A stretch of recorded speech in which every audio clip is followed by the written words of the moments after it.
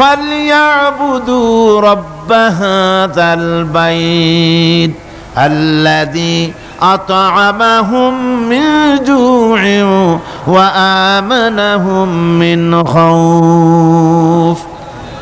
কুরাইশদেরকে বলছেন, ও কুরাইশরা, এই ঘরের মালিকের ইবাদত করো। কোন ঘর? কাবা ঘর।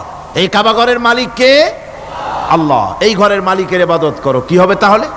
আল্লাযী আত'আমাহুম মিন জু', তিনি তোমাদের ক্ষুধার সময় খেতে দিবেন। সুবহানাল্লাহ কর। ক্ষুধার সময় খাবার পাবে।